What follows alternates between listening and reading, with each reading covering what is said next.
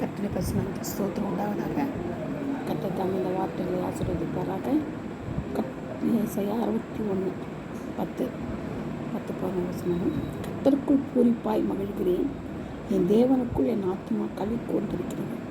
மணவாளன் ஆபரணங்களால் தன்னை அலங்கரித்துக் கொள்வதற்கும் மணவாட்டி நகைகளினால் தன்னை சிங்காரித்துக் கொள்வதற்கும் ஒப்பாக அவர் ரட்சிப்பின் வஸ்திரங்களை எனக்கு உடுத்தி நீதியின் சால்வை எனக்கு தரித்தார்.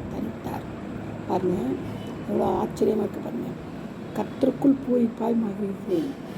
நம்ம எப்போது என்ன செய்யணும்? கர்த்தருக்குள்ள பூரிப்பாக மகிழ்ச்சியாக இருக்கணும். என் தேவனுக்குள்ளே ஆத்துமா களி கூறணும். என் தேவனுக்கு சும்மா களி கூறுறதில்ல, ஆத்துமா களி கூறணும். இதுக்கு எதுக்கு ஒப்பா சொல்கிறாருன்னா, மணவாளன் ஆபரணனால் தன்னை அலங்கரித்துக் கொள்வதற்கும் மணவாட்டி நகைகளினால் தன்னை சிங்காரித்துக் கொள்வதற்கும் ஒப்பாக. பாருங்க, எவ்வளோ ஒரு வசதியாக சொல்கிறார் பாருங்க. அப்போனா மணவாளன் ஆபரணங்கள் அலங்கரிக்கிறான், மணவாட்டிய நகைகளை தான் கொள்கிறான், சிங்காரித்து கொள்கிறான். அதுக்கு ஈக்குவலாக என்ன சொல்கிறார் பாருங்க. அதோட பெருசு, அவர் ரட்சிப்பின் வஸ்திரங்களை எனக்கு உடுத்தி நீதியின் சால்வை எனக்கு தரித்தார். ரட்சிப்பின் வஸ்திரங்களை என்ன செய்கிறான்? உடுத்துறார். இதுக்கு இந்த நகைக்கு, இந்த ஆபரணத்துக்கு, இந்த அலங்கரிப்புக்கு, சிங்காரத்துக்கு, இதுக்கெல்லாம் ஒப்பா என்னது? ரட்சிப்பின் வஸ்திரமும் நீதியின் சால்வையும் எனக்கு தரித்தார். பூமி தன் பூண்டுகளை விளைவிப்பது போலவும் தோட்டம் தண்ணீர் விதைக்கப்பட்டதை விளைவிப்பது போலவும் கர்த்தராகிய ஆண்டவர் எல்லா ஜாதிகளுக்கும் முன்பாக நீதியையும் துதியையும் முளைக்க பண்ணுகிறார். நீதியும் துதியும் முளைக்க பண்ணுகிறார் எல்லா ஜாதிகளுக்கும். ஒரே ஆண்டவர், கர்த்தராகிய ஆண்டவர் எல்லா ஜாதிகளுக்கும் முன்பாக நீதியும் துதியும் முளைக்க பண்ணுகிறார். அப்போ எவ்வளோ விசேஷம் பாருங்கள். நீதியும் துதி இங்கே எவ்வளோ விசேஷமாக சொல்லப்பட்டிருக்கு பாருங்கள். அதே மாதிரி நான் அந்த அலங்கரிப்பு நகைக்கு பதில், சிங்காரத்துக்கு பதில் தான் செய்த ரட்சிப்பின் வஸ்திரமும் நீதியின் சால்வையும். ஆண்டவர் எவ்வளோ நல்லவராக இருக்கிறார் பார்த்தீங்களா? கர்த்தராகிய ஆண்டவர் எல்லா ஜாதிகளுக்கும் நீதியும் துதி.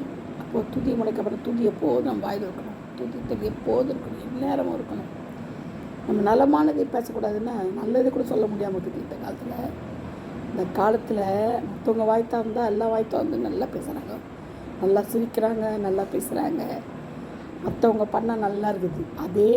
அதோட கம்மியாக தான் நம்ம ஒன்று வாயை திறந்தோம்னா, இருக்கிறத பற்றியே சொன்னோம்னா அது ஒரு பெரிய பூதாகாரமாகி போகுது, பெரிய கலவரமாகி போகுது. அது கண்ணு காது மூக்கெல்லாம் வந்து இருக்குது. அப்படி என்ன செய்ய முடியும்? நீங்கள் ஒன்றும் பண்ண முடியாது. நம்ம அடக்கிக்கிட்டு, ஆனால் நம்ம இதனால தான் நம்மளுக்கு தான் கசப்பு வருது, வைராக்கியம் வருது, கோபம் வருது, சண்டை வருது, எரிச்சல் வருது.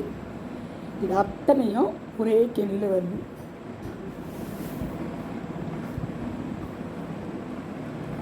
அதனால்